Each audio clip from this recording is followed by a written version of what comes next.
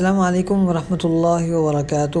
مکی T V channel پر خوش آمدید۔ اہلاً و سہلاً و مرحبا بکم فی القناۃ مکی ٹی وی اینڈ ویلکم۔ مکی ٹی وی نئی ویڈیو کے ساتھ حاضر ہے اور آج کی اس ویڈیو میں ہم بات کرنے جا رہے ہیں کولوش عثمان کی، درویش ارطغرل کی اور ساتھ ہی ساتھ سلطان محمد فاتح کی۔ جیسا کہ ہم جانتے ہی ہیں کہ سلطان صلاح الدین ایوبی پر یعنی ان کی زندگی پر بنایا جانے والا ڈرامہ اختتام پذیر ہو چکا ہے اور اس کے 2 سیزن ہی آ سکے ہیں۔ ڈرامہ بند ہونے کی وجہ ریٹنگ تھی اور اخراجات کا نہ ہونا تھا، اور عجیب ترین بات یہ ہے کہ اس ڈرامے کو ڈائریکٹ کرنے والے یعنی ایمرے کونیک کا ٹریک ریکارڈ کچھ اسی طرح کا ہی ہے، یعنی جس ڈرامے کو بھی اس بندے نے ہاتھ لگایا ہے یا جو پروجیکٹ بھی اس نے شروع کیا ہے اسے درمیان میں ہی چھوڑ دیا گیا ہے یا اسے نہایت ہی عجلت میں یعنی ایمرجنسی میں ختم کیا گیا ہے، جبکہ ڈرامے کی شروعات بھی ہمیشہ ایسے فضول اور انتہائی برے انداز میں کی جاتی ہے کہ ہیرو کا یعنی جو بھی تاریخی ہیرو ہوگا اس کا نسب ہی بدل کر رکھ دیا جاتا ہے اور اسے ایک مشکوک شخص کے طور پر سامنے کر دیا جاتا ہے یا پیش کیا جاتا ہے، اور یہ اس ڈرامے کی یا اس کی ایک بہت ہی بری چیز ہوتی ہے۔ اور ہمیں ایسا محسوس ہوتا ہے کہ چونکہ آپ تاریخی کرداروں کی جو نسبت ہے یا جو ان کا خاندان ہے آپ چونکہ اسی کو ہی تبدیل کر دیتے ہیں، تو اسی لیے پھر یہ ڈرامہ آگے چل کر کامیاب نہیں ہو پاتا اور آپ کو عجلت میں ختم کرنا پڑتا ہے، اور اب یہ ایک عام معمول کی بات بن گئی ہے۔ بہرحال خبر یہ ہے کہ ایمرے کونیک اس کوشش میں ہے کہ اس سیزن میں ایک بار پھر وہ ایک ایسا ڈرامہ لوگوں کے سامنے پیش کر سکے جو تاریخی بھی ہو، باکمال بھی ہو اور لازوال بھی ہو، اور اس حوالے سے وہ کئی ناموں پر غور بھی کر رہے ہیں جن میں سلطان سلیم اول شامل ہیں۔ اس کے علاوہ بایزید یلدرم بھی شامل ہیں اور اس طرح کے چند دیگر کردار ہیں یعنی تاریخی شخصیات ہیں جن پر ڈرامہ بنانے کا سوچا جا رہا ہے، لیکن فی الحال یہ طے نہیں ہوا، بس اعلان کیا گیا ہے۔ دیکھنا یہ ہے کہ ایمرے کونیک اس بار کس تاریخی شخصیت کو بطور ہیرو منتخب کر پاتے ہیں۔ دوسری طرف کچھ عرب اور کچھ ترک پیجز یا لوگ ایسے ہیں جو اس کوشش میں ہیں کہ سلطان محمد فاتح کو یعنی اس ڈرامے کو تاریخ کا عظیم ترین ڈرامہ بنا کر پیش کریں، اور اس سے بھی بڑھ کر چونکہ مقابلہ پہلے کولوش عثمان سے تھا تو کولوش عثمان آج کل چونکہ بدنام ہو چکا ہے، لہٰذا درویش ارطغرل کو اس کا مقام نہ دیتے ہوئے اور اسے کم تر بنا کر پیش کرنے کی کوشش کی جا رہی ہے، اور اس کوشش میں جو کمی بیشی رہ گئی ہے اسے لوگوں کے سامنے ہائی لائٹ کیا جائے اور اسے ایک ہلکے قسم کا کام بنا کر پیش کیا جائے اور سلطان محمد فاتح کو اس پر فوقیت دے دی جائے۔ اس حوالے سے بس یہی کہا جا سکتا ہے کہ درویش ارطغرل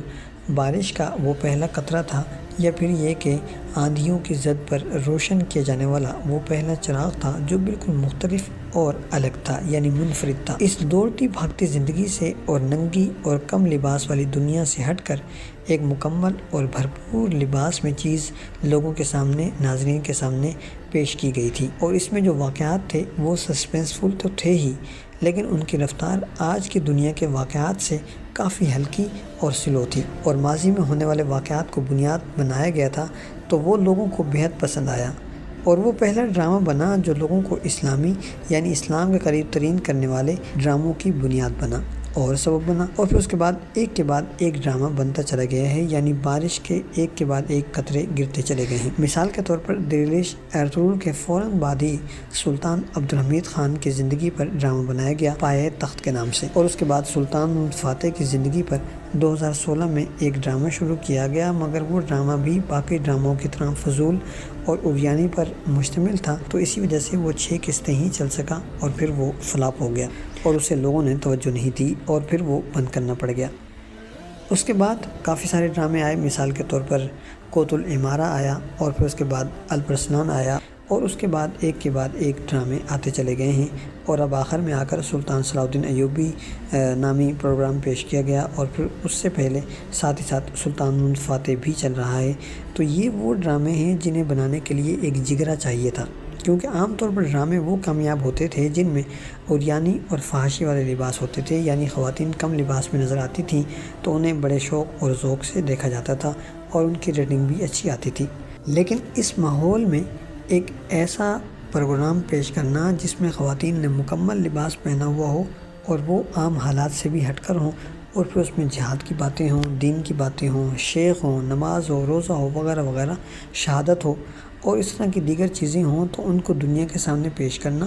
اور پھر ایک اچھی ریٹنگ حاصل کر پانا ایک بہت بڑا چیلنج تھا، جسے درویش ارطغرل نے بطور چیلنج قبول کیا اور پھر کر کے بھی دکھایا،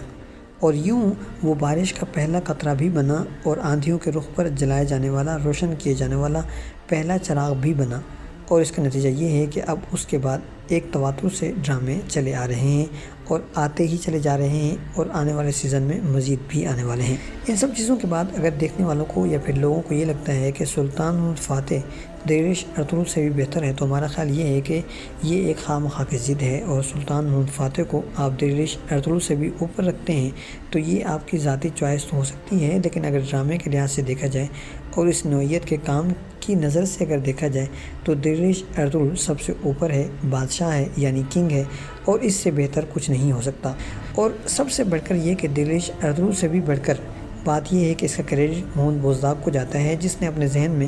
رومی کو سجایا اور پھر اس کے افکار کے مطابق ایک ڈرامے کو لکھا اور پھر اسے ٹی وی پر پیش کیا اور ایک نیا ٹرینڈ سیٹ کیا۔ یہ سارا کمال محمد بزدار کا ہے اور ان کے ذہن کا ہے اور ان کے ساتھیوں کا ہے، اور اس میں ترک حکومت نے بھی ان کا جو ساتھ دیا ہے، یہ بھی ایک بہت باکمال اور لاجواب کام ہے۔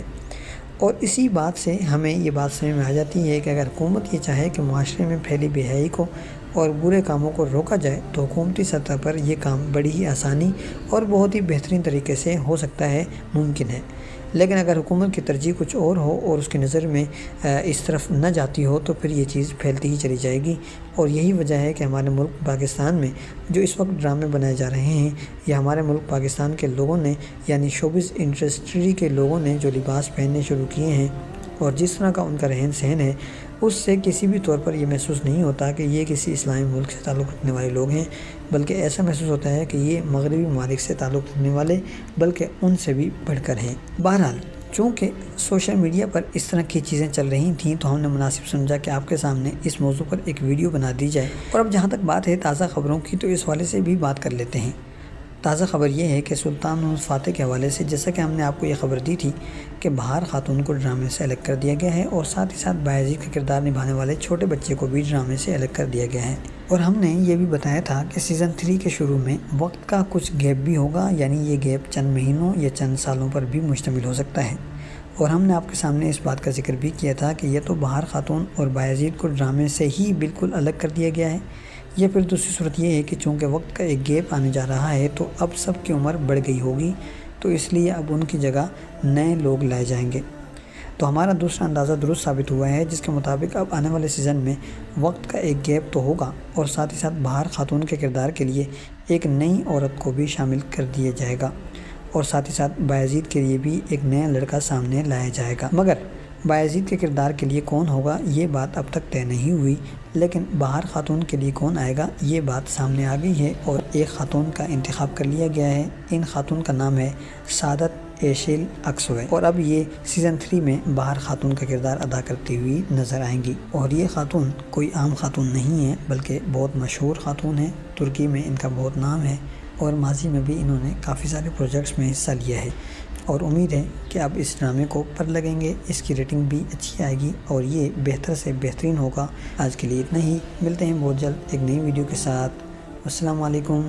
ورحمۃ اللہ وبرکاتہ۔